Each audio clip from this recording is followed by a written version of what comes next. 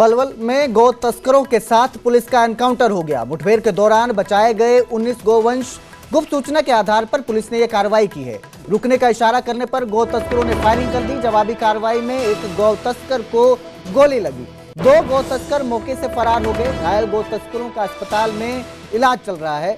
कुसलीपुर टिकरी ब्राह्मण रोड पर रहराना में यह एनकाउंटर हुआ है। कैंटर गाड़ी में 19 गौवंश ले जा रहे थे जो आरोपी हैं। जब उन्हें रुकने का इशारा किया गया तो उन्होंने पुलिस पर फायरिंग खोल दी, जिसके बाद जवाबी कार्रवाई में पुलिस ने भी फायरिंग की।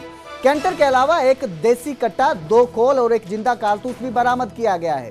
तो गौ तस्कर जो हैं वो 19 गौवंशों को ले जा रहे थे, जिन्हें पुलिस ने बचा लिया है। एनकाउंटर हुआ है। 2 तस्कर फरार हो गए हैं। जो 2 गौ तस्कर थे वो मौके से फरार हो गए, जबकि एक गोली लगने से घायल हुआ है जवाबी कार्रवाई में, जिसका अस्पताल में इलाज चल रहा है।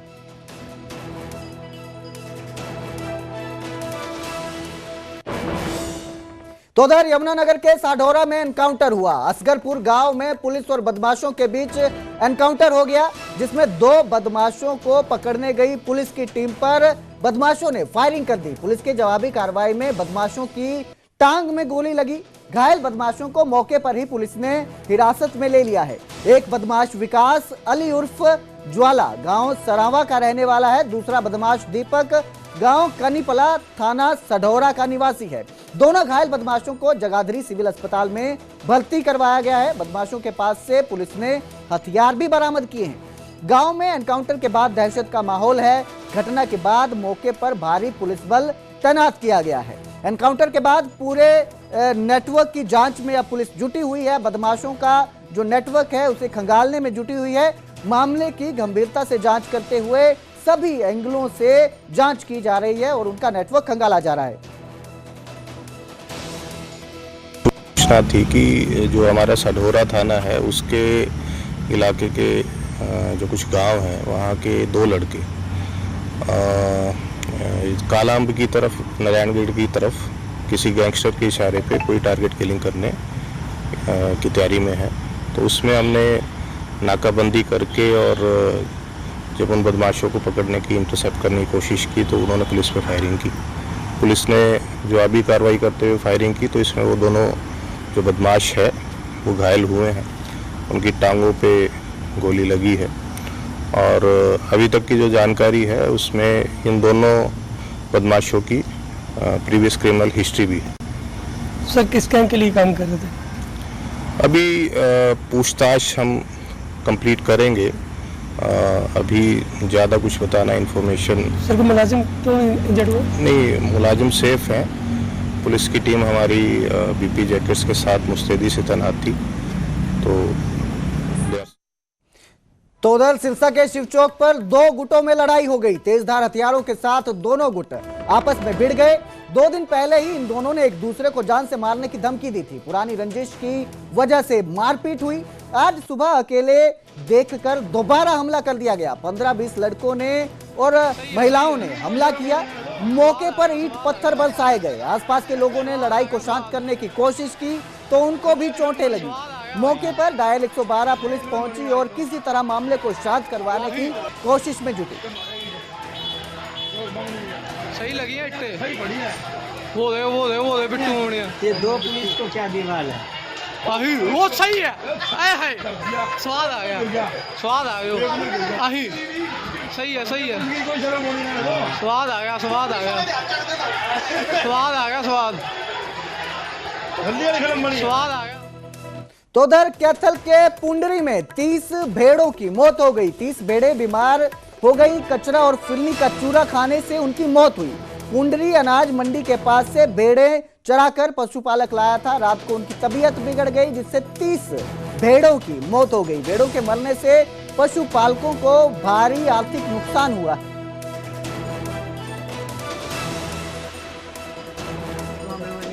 32-33 भेड़ है सर। अच्छा, तो ये कैसे मर गई? सर जी हमने यहाँ पे छेड़ी थी। अच्छा, छेड़ का हम चरान के लिए ले गए थे। अच्छा। और चरान के लिए ले गए थे सर जी। मंडी पीछे को चले गए जी। हमें मंडी पीछे कर यहाँ फिरनी पड़ी थी जी, बहुत ज़्यादा फिरनी थी जी। हमने सोचा भाई वहाँ के क्या करें, आम पे पड़े जी, भाई आम पे लग गई।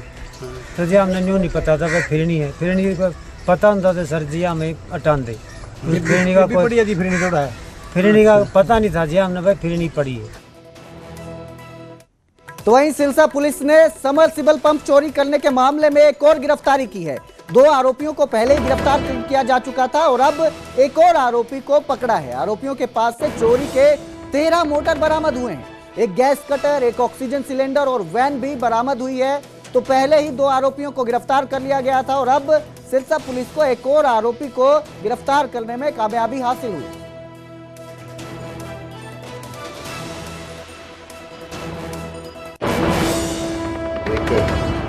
थेफ्ट का केस थाना रानिया में दर्ज किया गया था, जो इस पे आगे कार्रवाई करते हुए कुछ सीसीटीवी फुटेज और बाकी हमारी जो लोकल इंटेलिजेंस है और मुखबिरी के आधार पे जो 18 तारीख को हमने 3 व्यक्तियों को इस केस में गिरफ्तार किया। अब बात करेंगे सोनीपत की, जहां संदिग्ध परिस्थितियों में एक महिला का शव मिला। फंदे से लटकता हुआ महिला का शव मिला। परिजनों ने दहेज के लिए हत्या के आरोप लगाए। 6 महीने पहले साहिल से पूजा की शादी हुई थी। मायके वालों को फोन पर पूजा की मौत की खबर मिली। मृतक के परिजनों ने न्याय की गुहार लगाई है। सोनीपत के अहमदपुर गांव का ये पूरा मामला है। मामले की जांच में पुलिस जुटी हुई है। परिजनों ने ससुराल वालों पर आरोप लगाए हैं। हालांकि क्या वजह है जिस वजह से महिला जो है फंदे पे लटकती मिली, ये जांच के बाद ही साफ हो पाएगा।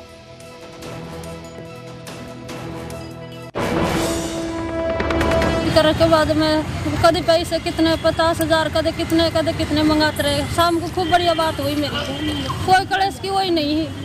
क्या नाम की बेटी बात करने का रिकॉर्ड है। अब फोन करो, अगर आपकी बेटी मर गई, मेरे से कोई बात नहीं बताई, अब किस बात पे मर गई किस बात पे ना मरी। शादी कहाँ करी थी, क्या नाम था, किसके साथ शादी हुई थी?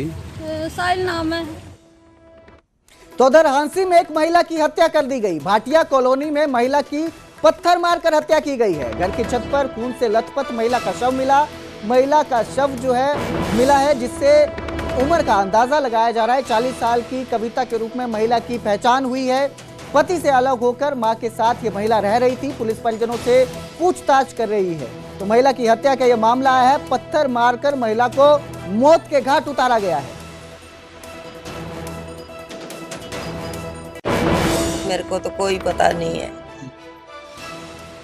मैं तो सुती पड़ी थी जी, 7 बजे जाग आई है। मेरे को तो कोई पता नहीं। मैं उठ के नर दूध दाद काटन लगी। एक पड़ोसन आके मैंने बोली है, आके भाई तेरी छोरी ऊपर सुती पड़ी है के बंदर आगे कदे बंदर पड़ ले। जिद मैं तो जगाने के लिए गई थी जी ऊपर जी, देखी तो आगे मरी पड़ी थी जी। मेरे को तो कोई पता नहीं।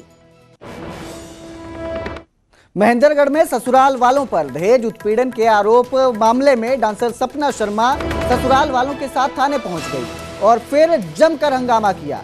पुलिस की कार्यप्रणाली को सवाल उठाते हुए हंगामा किया। सपना शर्मा ने इसी साल फरवरी महीने में केस दर्ज करवाया था। पति पर शराब पीकर मारपीट करने का केस दर्ज किया था। जेठ जेठानी और सास पर भी मारपीट के आरोप लगाए थे, जिसके बाद अब सपना शर्मा अपने ससुराल वालों के साथ थाने पहुंची और पुलिस की कार्यप्रणाली पर सवाल उठाते हुए जमकर हंगामा किया।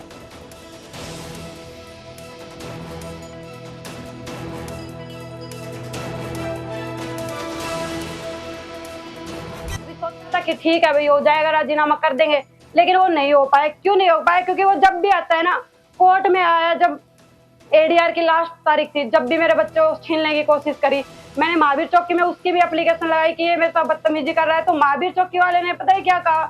सुनील आईओ थे, जो सुनील शर्मा पता नहीं कुमार थे, वो उन्होंने 1 मिनट में मेरे को ये कहा कि ये सब तो झूठा है, फेक है, ये है वो। सर मेरे पास इतने प्रूफ होते हुए भी आज मेरी कोई सुनाई नहीं है। और बाद में जब मैंने बोला ठीक है सर, मैंने वो कुछ नहीं करा उस पर, चलो कोई बात नहीं। मंजू मैडम बोली मैं लगा दूंगी तेरी धारा। मेरे एफआईआर कॉपी 6 महीने बाद आज 7वें महीने में मेरी एफआईआर कॉपी कट के आती है, जिसमें दोषी सिर्फ मेरे आदमी को ठहराया जाता है, जो कमल शर्मा है उसको ही। ना तो मेरे जो जेठ की मैंने वीडियो दी उसको दोषी ठहराया, ना उनको किसी को भी नहीं लिया। खाली एक कमल के ऊपर सारी बात घेर के उनको कर दिया। आज मेरे साथ जो कुछ भी हुआ ना, सबकी जिम्मेवार आज मैं पुलिस वालों को समझती हूँ, क्योंकि उन्होंने बोला कि राजीनामा करवाएंगे, ये दबाव दे रहे हैं मेरे ऊपर। आगे से ये लेके जाना चाहते हैं। राजीनामे के लिए मेरे को बुलाया और बाद में पता लगा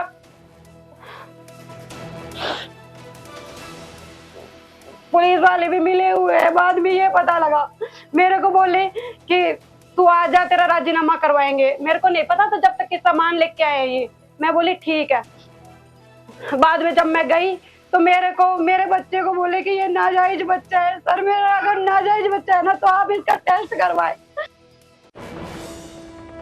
तो वहीं चरखी दादरी में पेयजल समस्या को लेकर सड़क पर बवाल हुआ। ग्रामीणों ने दादरी रोहतक रोड को जाम कर दिया। जाम की वजह से यातायात की व्यवस्था प्रभावित हुई। बारिश के मौसम में पीने के पानी को लोग तरस रहे हैं। सड़क जाम की सूचना मिलने पर पुलिस मौके पर पहुंची और लोगों को समझाने का प्रयास किया, लेकिन लोग मानने के लिए तैयार नहीं हुए। एक तरफ जहां बारिश ने हर तरफ पानी पानी कर दिया, वहीं ये लोग जो है चरखी दादरी के पानी की समस्या को लेकर सड़क पर उतर आए हैं। मेरे ससुराल में ना पानी की बहुत ज्यादा समस्या है जी।